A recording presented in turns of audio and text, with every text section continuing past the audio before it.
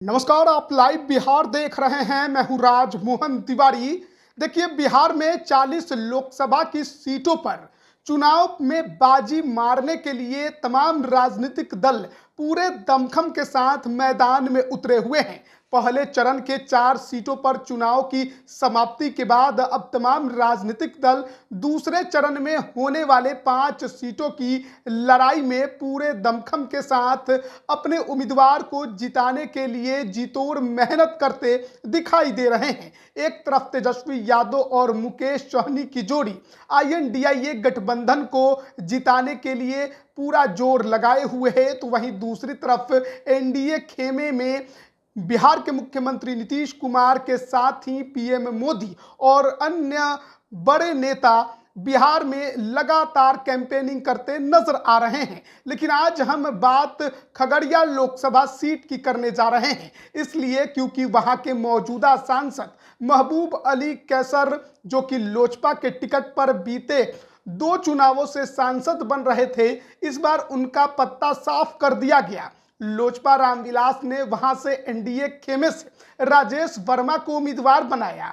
और इसी वजह से नाराज होकर महबूब अली कैसर ने अब राजद का दामन थाम लिया है और वहां से INDIA गठबंधन के उम्मीदवार CPM के संजय कुशवाहा को जिताने का अब वो लगातार वादा भी कर रहे हैं और प्रचार प्रसार भी करते नजर आ रहे हैं। लेकिन सबसे बड़ी बात हम आपको खगड़िया लोकसभा की ये बताने जा रहे हैं कि संजय कुशवाहा के पक्ष में जहां राजद के साथ ही महबूब अली कैसर भी पूरे दमखम के साथ लग गए हैं, वहीं दूसरी तरफ तेजस्वी यादव के साथ कंधा से कंधा मिलाकर पूरे दमखम से प्रचार करने वाले मुकेश सहनी खगड़िया लोकसभा को लेकर ज्यादा दिलचस्पी नहीं दिखा रहे हैं।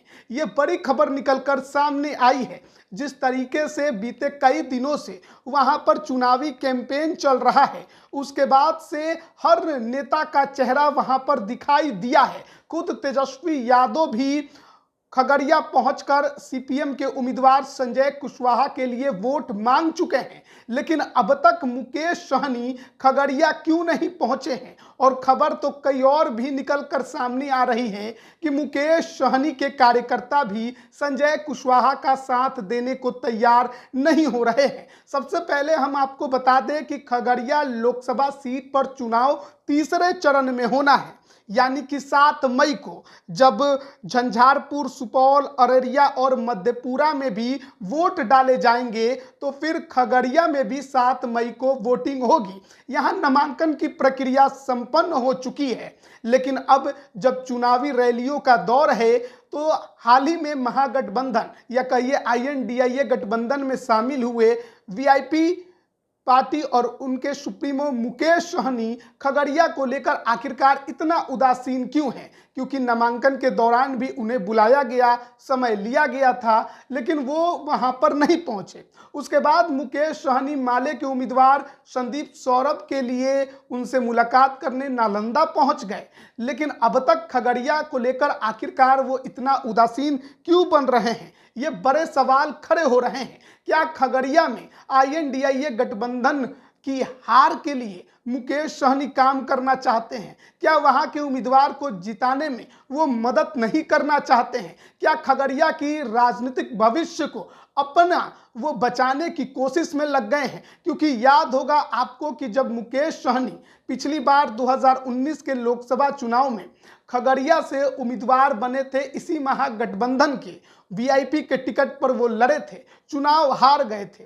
लेकिन कहा जाता है कि खगड़िया, जो कि चिराग पासवान का गृह जिला है, जहां से रामविलास पासवान निकले, उस जिले में मल्लाह समाज का वोट बहुत बड़ा है और निर्णायक होता है। और ऐसे में मुकेश सहनी अगर संजय कुशवाहा के पक्ष में प्रचार प्रसार करने नहीं पहुंचे, तो फिर ये मल्लाह समाज किसके साथ जाएगा?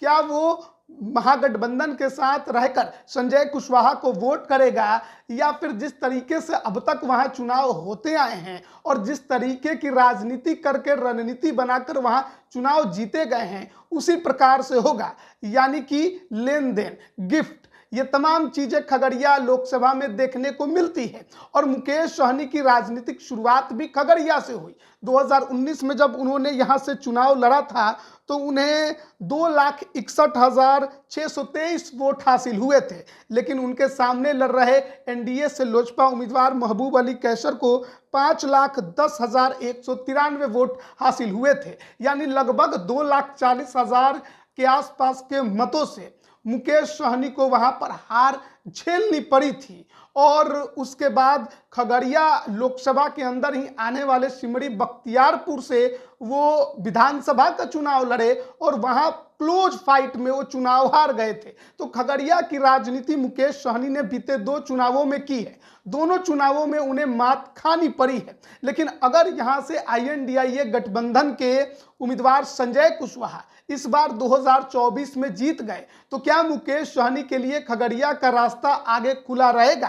क्या मुकेश सहनी फिर यहां पर राजनीति कर पाएंगे? शायद यही बड़ा पेच है और यही बड़ा मसला है कि मुकेश सहनी फिलहाल संजय कुशवाहा के पक्ष में खगड़िया में दिखाई नहीं दे रहे हैं। अब तक तो वो नजर नहीं आए हैं। हालांकि तीसरे चरण में 7 मई को वोटिंग होनी है, अभी समय बाकी है। दूसरे चरण का मतदान जो है वो होना है, लेकिन उससे पहले जिस तरीके से अभी की राजनीति वहां पर देखने को मिल रही है उससे आप कह सकते हैं कि मुकेश सहनी खगड़िया को लेकर थोड़े चिंतित जरूर हैं। और हाल ही में जिस तरीके से उन्हें वहां पर बुलाने की भी कोशिश की गई है और अब तक वो नजर नहीं आए हैं, तो कहीं ना कहीं जो वहां के कैंडिडेट हैं वो और उनके समर्थकों के अंदर एक बात जरूर खटक रही है कि क्या मुकेश सहनी इस सीट पर समर्थन देने को तैयार नहीं हो रहे हैं? क्या मुकेश सहनी अपना राजनीति खगड़िया में बचा कर रखना चाहते हैं?